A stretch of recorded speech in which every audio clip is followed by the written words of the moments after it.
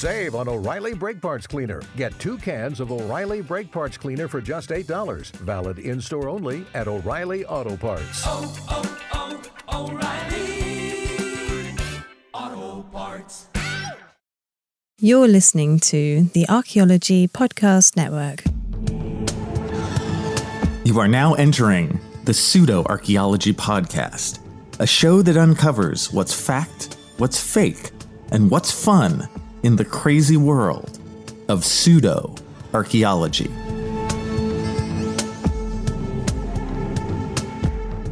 Hello and welcome to the Pseudo-Archaeology Podcast, episode 126. I'm your host, Dr. Andrew Kinkella, and tonight we explore how I became head of my own media empire.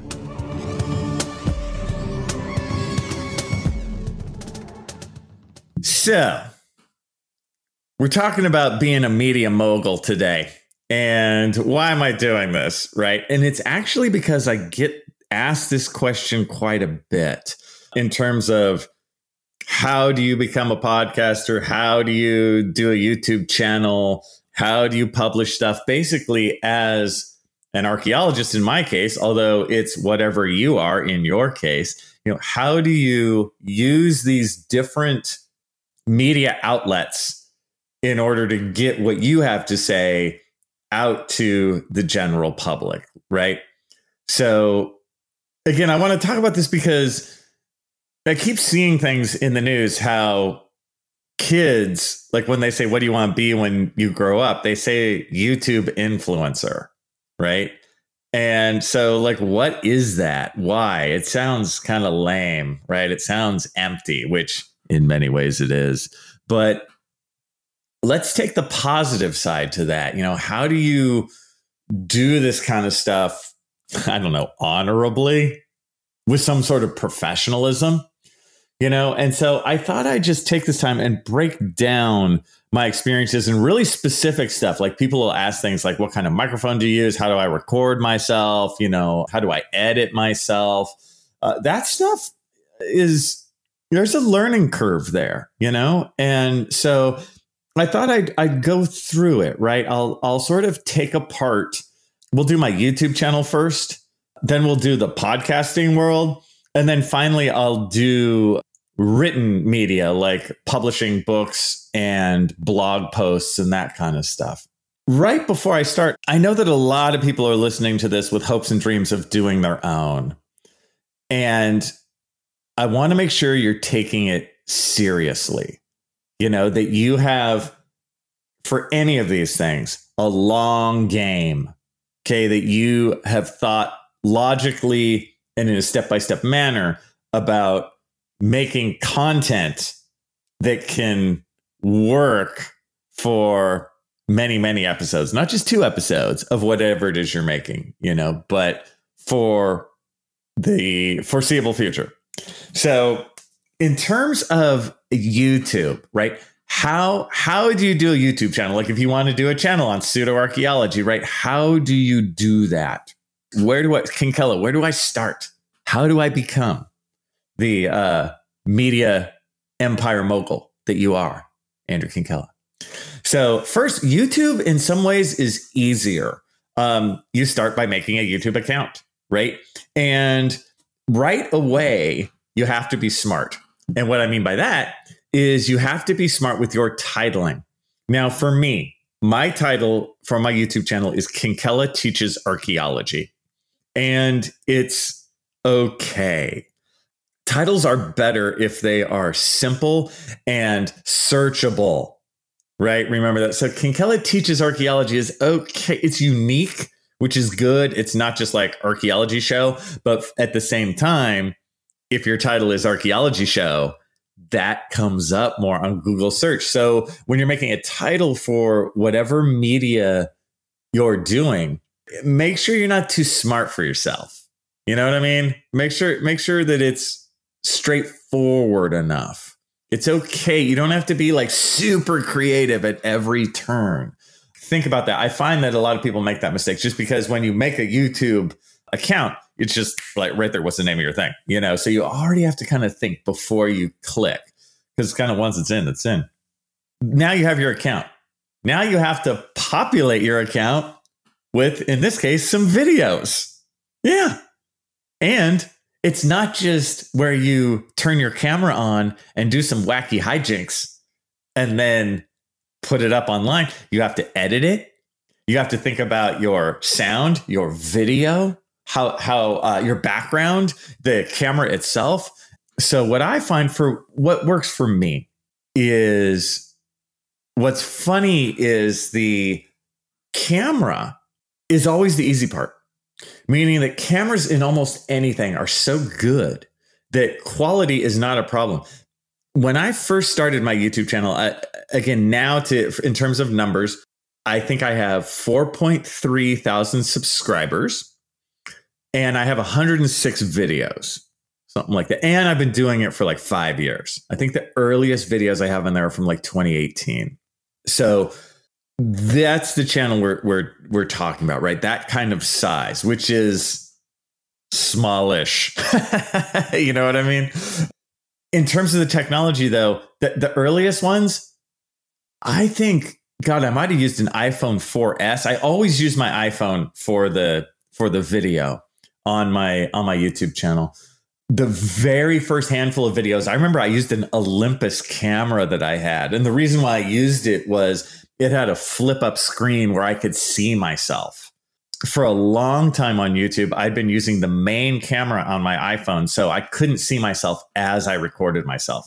It is nice to be able to see yourself. Just recently, I've switched to the forward-facing camera on my iPhone. Right now, I'm using an iPhone Mini 12, and the forward-facing camera is more than good enough. Now, in the olden days of 2018, maybe the forward-facing camera might have not been quite good enough. Who knows? My point is, though, that the camera's not your problem. The camera quality will be good. Your problem is going to be the sound for your YouTube video. Now, again, I've found that modern iPhones are so good in terms of sound that I actually record my videos just with the camera itself. Like no added sound. I'm just recording into iPhone sound. And it works fine. Now, make sure to go into the settings of your actual phone before you record to make sure your levels are up, kind of nice and high. My problem, as we'll see in so much of this, is that my voice is super loud. And I'm always having to fight against, I'm always turning my levels down, always down, down, down, down, down. And a lot of times it's never enough. But hey, you always hear me. So your sound is going to be more of a problem. I went to a point for a while where I had a lavalier mic, which is one of those little clip-on ones that runs straight into the iPhone.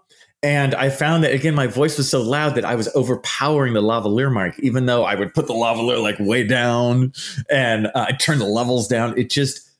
I thought it was going to be better and it wasn't. So if you're thinking of doing a YouTube channel for your nuts and bolts, remember, before you start, you need a camera. Your phone's probably fine. You need to test the audio and make sure it sounds okay. Oh, and for the camera itself, you need a tripod of some kind. I have that. I happen to have an old tripod. I bought a little addition you could screw on the top for a clamp for the iPhone itself. You absolutely have to have one. You have to think that what you're making, you want it to look professional. You know, how many YouTube videos have you seen where you're like, dude, it's not professional? Now, for me right now, I'm recording myself, but you may be only hearing the audio. My background right now isn't that great. It's because I'm doing my podcasting stuff and I don't worry about the background so much. But if I was doing a YouTube video, I really worry about it. I tend to use my office. The background of my office is colorful. It's kind of dynamic and it looks good. Like it looks correct for a show called the King Keller Teaches Archaeology, because it's an archaeology professor in his real lab. It's authentic. You have to think about what you wear. I always think about what I wear for the YouTube channel shows, even though it doesn't look like it. I make sure to wear dark clothing. This is where all the stuff that you learn if you've taken film school, which I have, all that stuff kind of comes in, like dark clothing, no stripes, generally stuff that's a little bit more slimming. And that's not so you can look like svelte. It makes it easier to see you moving. It's just a little better than wearing something like, horrendously baggy or something, just kind of fitting. dark, simple. And the lighting too. See, these are the things that get you. It's not the camera. Lighting.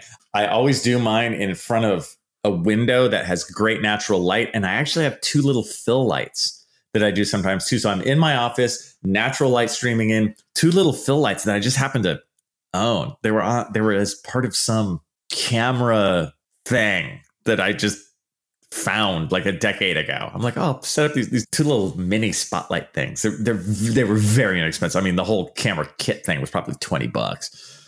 And then I have the lights on in my office. So I have a lot of light. More light's better than less light. You also have to watch the shadows that it's making. Is it making you look like you have like huge bags under your eyes, even though you don't have them that bad? You know, like there's that kind of stuff. So your lighting and your sound is what you're going to have to really concentrate on in order to make your YouTube channel look professional, you know? Then after you record yourself, you got to upload it and edit it. You can't just upload it raw. So I edit my stuff in iMovie. So I just use Apple products just because I have an iMovie comes free with the computer. So I edit it in iMovie, very basic editing. I usually only do 1 take straight across of what I'm going to say. It's very off the cuff. It has that kind of energy. Sometimes I do 2 takes, but it's almost always that the first one's the better one anyway. And that's what you do. Right there you go, just there. And my YouTube channel is very basic. Again, if you want to do this thing, think of the name of your show. And we haven't even talked about what's your show about. You have to have something you could talk to at depth. Pseudo Archaeology podcast. It's great. I could talk about 1,000 things, right? I'm not starved for material like ever, you know? So think about that. And can you really do 40 shows? You know, everyone has a great idea for 1 show or 4 shows, but what about 10 shows? What about 15? What are you doing on your 31st show? Those are the serious discussions you have to have with yourself in order to make a YouTube channel successful, right? Or any of this kind of stuff successful. And then, of course, people are curious about pay in the YouTube world, right? Because you're like, dude, I to be a YouTube influencer, man. I mean, children saying that's what they want to do with their lives. I hope their parents are telling them that is not a viable career opportunity in any way, shape, or form, because it's not. It is a very fun side hustle, you know.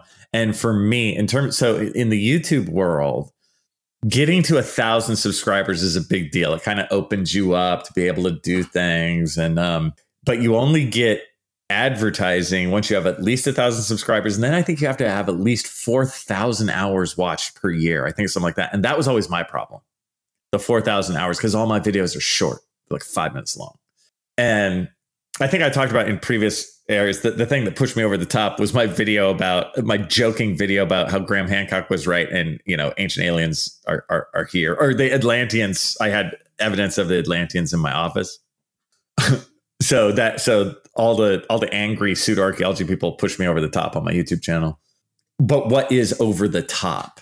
As of about a year ago, I was able to start getting revenue. And that's after 4 years of having a show. Again, at this point, 106 videos, making nothing. Okay, nothing. And some of my videos in terms of watches, something like 20,000 watches for me would be very high. Many of my videos have like 250 watches. Just depends. 250 views, right?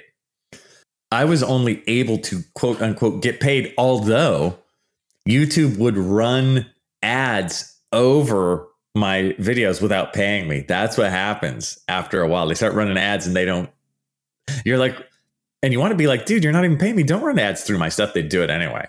So once you get over that hump, though, then you can get paid. So after a year of all my stuff running and all my old videos are still being watched, you know, this kind of stuff, I made $113 in total. So that's what I made, you know, after about a year of people rewatching all my old stuff. And I would say at this point in the YouTube world, just to give you guys a feeling, I will get a big check from YouTube for about $100, maybe at this point, every 5 months or 6 months, something like that. That's that world. So think of how much work I've done on my YouTube channel. 106 videos over 5 years. And by the end of this year, 2023, I might sneaky in a second check and I've made like $200 in total. So that's that world. There's a little variety, of course, but I want you guys to know it's not about the pay. It's about outreach to the general public, right? And in terms of that, I've loved my YouTube channel, but I got content, right? Kinkella teaches archaeology. I can talk about anything. I have 100 videos worth of stuff for yourself. Think seriously about how much content you have. You know, how long are your videos going to be? Mine are short, 5 minutes or whatever. You know, are they long? What's your format? These are all serious questions, because even though I joke, you really are starting a media empire. When we come back, more on my media empire and how you can do it too. The Labor Day weekend sale is on at Tanger Outlets. Score up to 70% off at top brands like Nike Factory Store, Crocs, J. Crew Factory, Gap Outlet, and so many more. Refresh your wardrobe with the latest arrivals for less from all your favorite brands this Labor Day weekend. Tanger Outlets, always on trend, always on sale.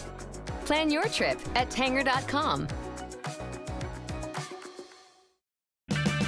Save on O'Reilly Brake Parts Cleaner. Get 2 cans of O'Reilly Brake Parts Cleaner for just $8. Valid in-store only at O'Reilly Auto Parts. O'Reilly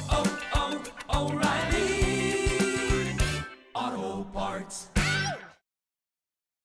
Hello, and welcome back to the Pseudo Archaeology Podcast, episode 126. And I have been talking about how the hamburger is made behind the scenes in terms of YouTube videos, in terms of podcasting, in terms of publishing, because I've gotten this question kind of a lot from various places. My students are curious, and they're not just curious like, oh, wow, what's your favorite video on your YouTube channel? It's like they're curious about the nuts and bolts, you know, of how you do this, the actual product. So previously we had just talked in terms of YouTube, how I record stuff on my iPhone. A modern iPhone is fine for both audio and video, but you have to have a tripod and have a way to edit it and upload it, right? Moving on. So the podcast world, what do I use to bring this very show to you guys?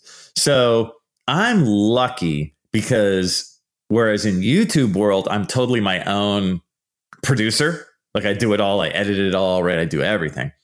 Here, thank God, Archaeological Podcast Network with Chris Webster and Rachel Roden, those guys edit all my shenanigans. So I am just, quote unquote, the talent, right? So I don't have to deal with the same sort of things here that I have to deal with in YouTube world. Like Chris deals with the commercials. He deals with the editing, right? I'm part of this umbrella group. So this world's easy for me. So if you want to start your own podcast, you will have it more difficult than me unless you join a group that's already making stuff, which I highly recommend, unless you totally are like, I want to make all the revenue for myself, all my millions.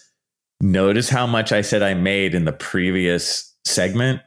That's what you're looking at if you're getting into this world, right? Sort of tenths of pennies in terms of the amount of time you put in. But in terms of so how is this podcast made? We make it on a platform called Zencastr. There are different platforms in order to make these. And I go into the Zencastr program and I sort of turn it on, and I have choices whether to just record audio only or to record video as well. In terms of the video, it's just straight off my Mac. And my Mac is like 8 years old, 9 years old at this point. So this is an older computer. Still looks great. It looks fine for these needs. The camera's fine. It works very straightforward. The audio, though, is, of course, what matters for a podcast. Now, for me, the microphone that I use is the Shure MV5.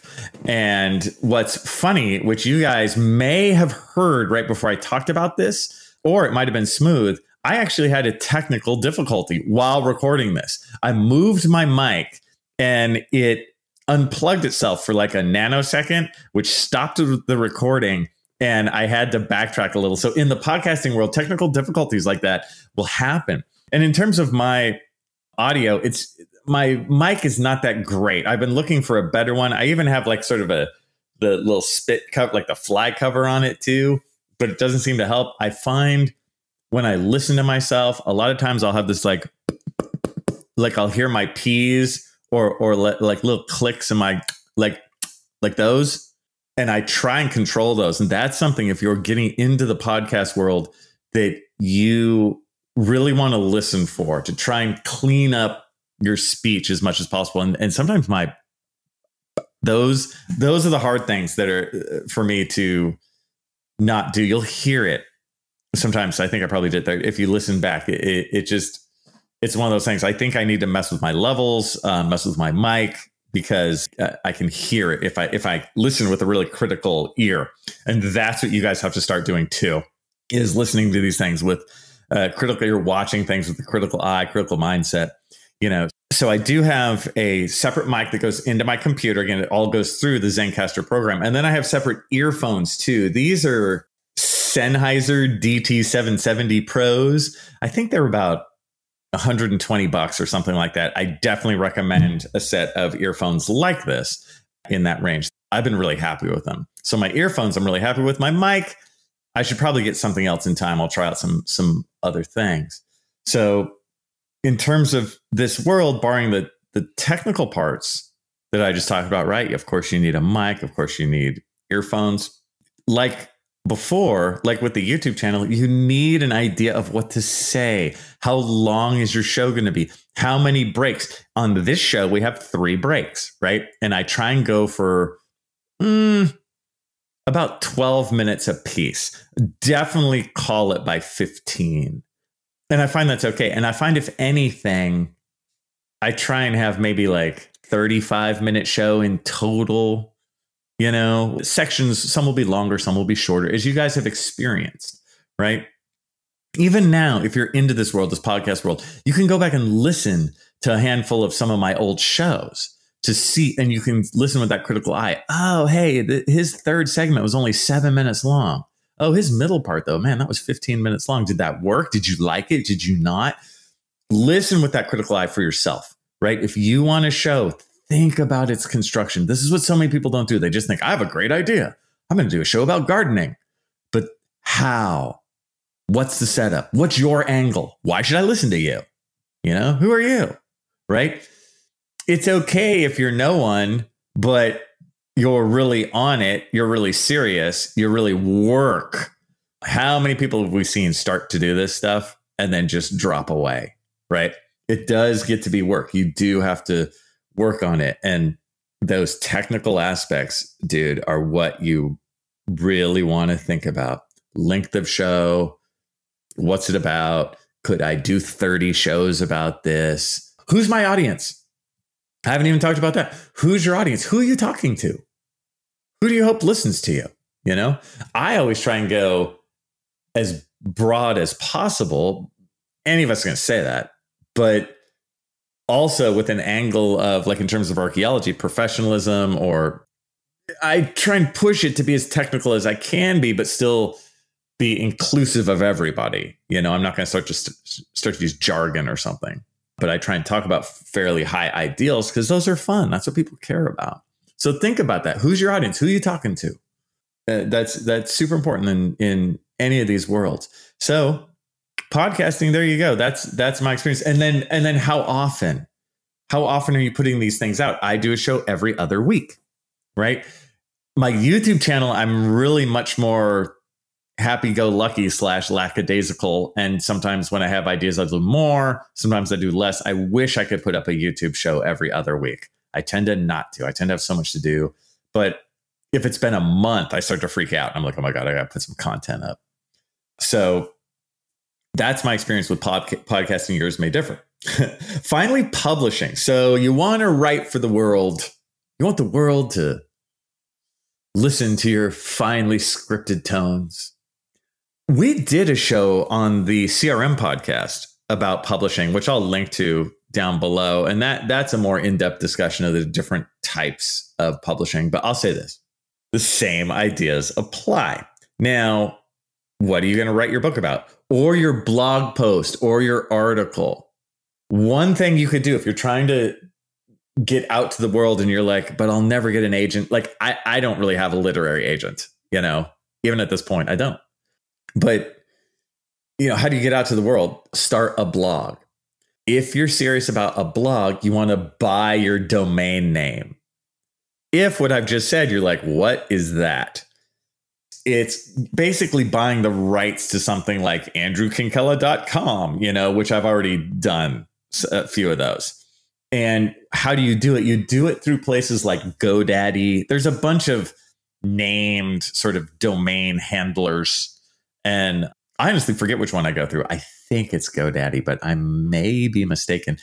When you go online, you can also, there's these little online programs where they'll tell you what the site's domain is, which is cool. So look up a couple that you like that influenced you and put them. All you do is type in the address and then it'll be like, this site is registered under GoDaddy or whatever it may be. So see what else is out there. Know that you're small potatoes, but you're serious small potatoes. Okay. You could be really enjoyable small potatoes and take it seriously. So you're not looking for the same domain handlers or the same agent as like a bunch of famous. Oh, I just need Brad Pitt's agent and then I'm good. No, it's not for you.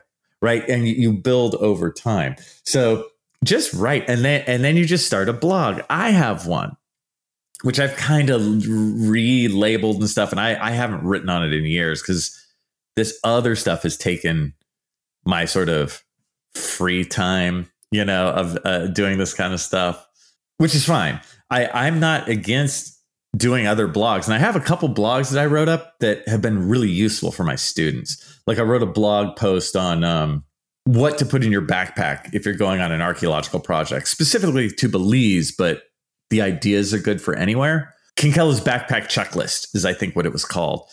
And that really works for people. And I'm really happy about that. Right. So I recommend having a blog somewhere out there, that you can add on as needed. But if anything, in my media empire, my blog was a failure, right? Because I haven't spent the time upkeeping it. I rarely put stuff on there. So it's really on the back burner. And that's okay, right? I don't go to sleep going like, I'm such a loser. Should have done more on my blog post.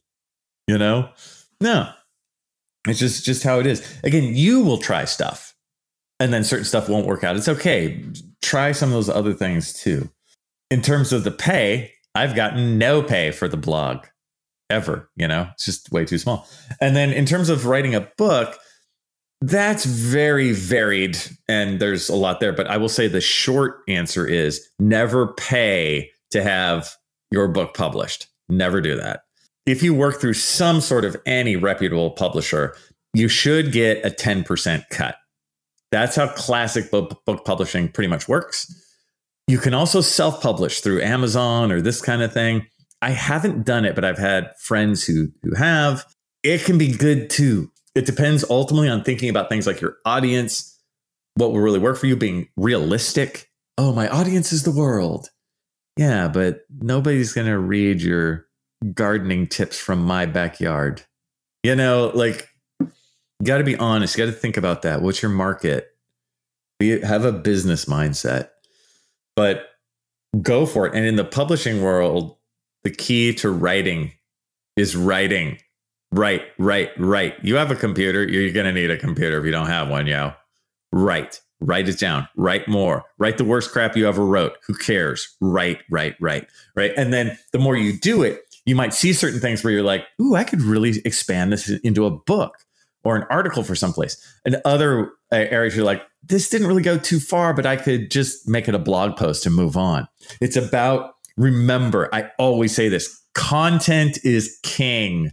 Just make content and keep going. When we return, my final thoughts on building your own media empire.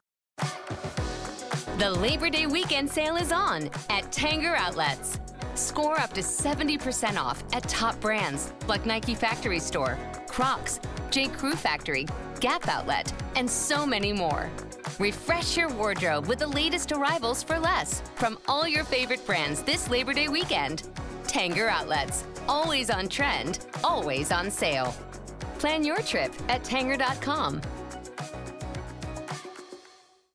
Are you ready to launch your career to new heights? Visit careers.dish.com/technician now and uncover a world of exciting opportunities waiting just for you. From cutting-edge technology to a supportive work environment, Dish has everything you need to thrive. Don't wait any longer to kickstart your next opportunity. Apply today and join the Dish family where innovation meets opportunity. Visit us online at careers.dish.com/technician. Your future starts now. The Labor Day weekend sale is on at Tanger Outlets. Score up to 70% off at top brands like Nike Factory Store, Crocs, J. Crew Factory, Gap Outlet, and so many more. Refresh your wardrobe with the latest arrivals for less from all your favorite brands this Labor Day weekend. Tanger Outlets, always on trend, always on sale. Plan your trip at Tanger.com.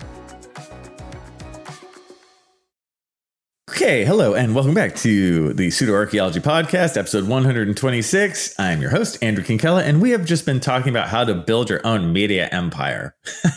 No big deal. Just building your own media empire. With this final segment, I just thought I'd talk about some basic tips and tricks that help everything, wherever you're trying to make your mark in the public domain. I mean, of course, the better you are at tying all this stuff to social media outlets to be your own self-promoter, that's great. I'm classically pretty terrible at that because things like Facebook and Instagram just bring me no joy.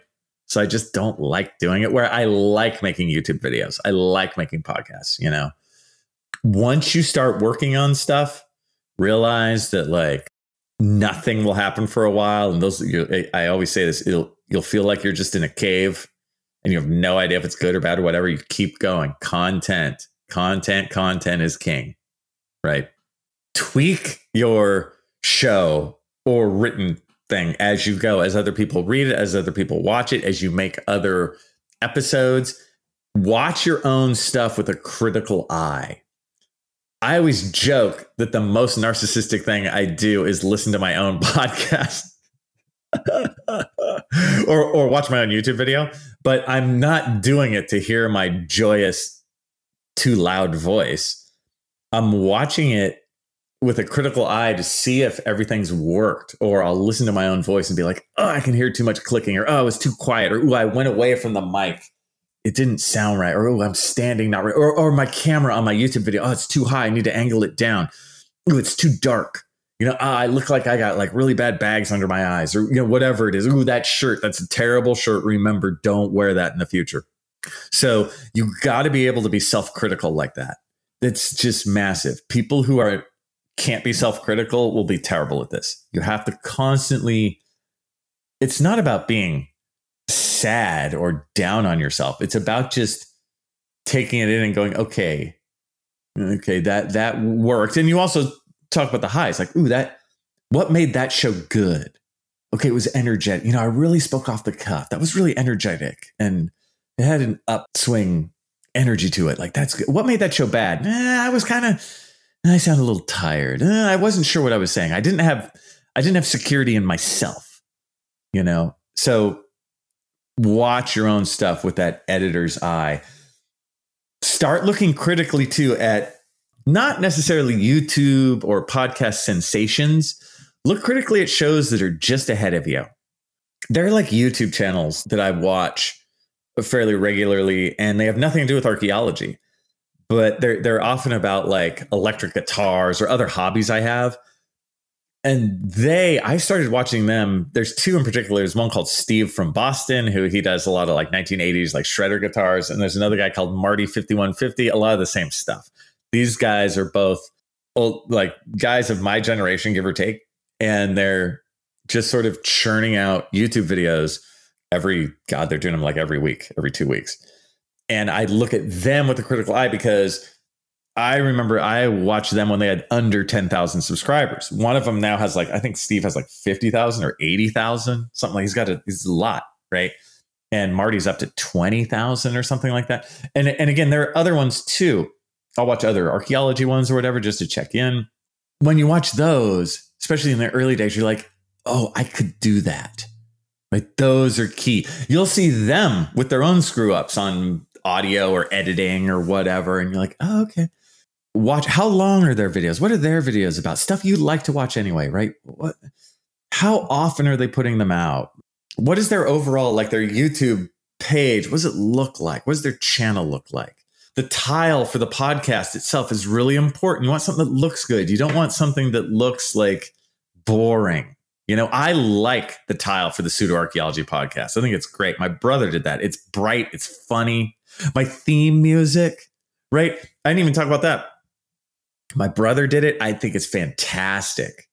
Have a brother who knows a lot about audio. You need one of those.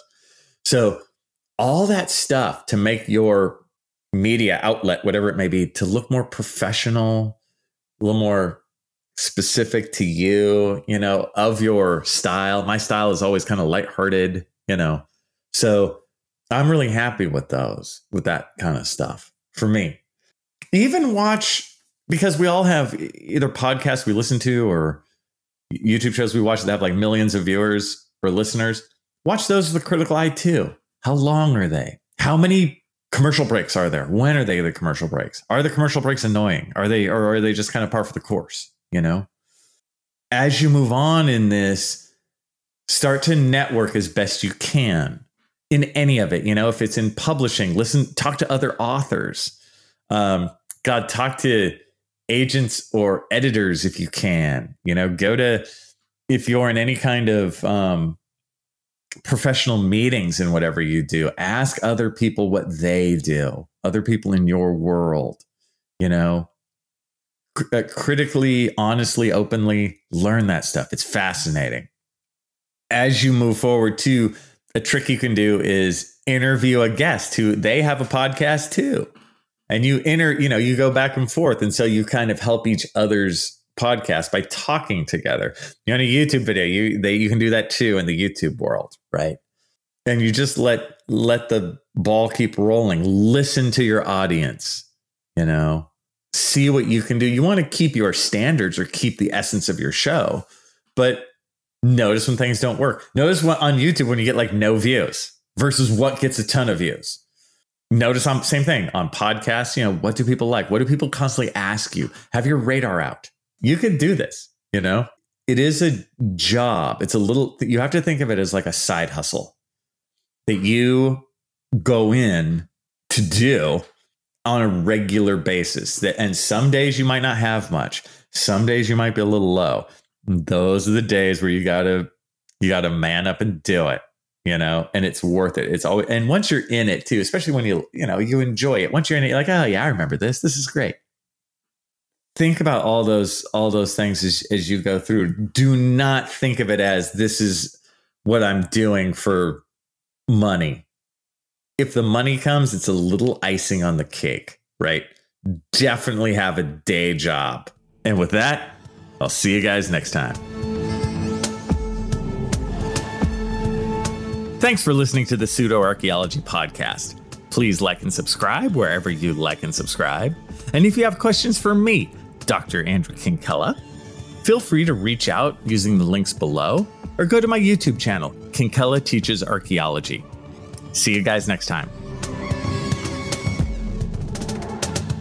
This episode was produced by Chris Webster from his RV traveling the United States, Tristan Boyle in Scotland, DigTech LLC, Culturo Media, and the Archaeology Podcast Network, and was edited by Chris Webster. This has been a presentation of the Archaeology Podcast Network. Visit us on the web for show notes and other podcasts at www.archpodnet.com. Contact us at chris@archaeologypodcastnetwork.com.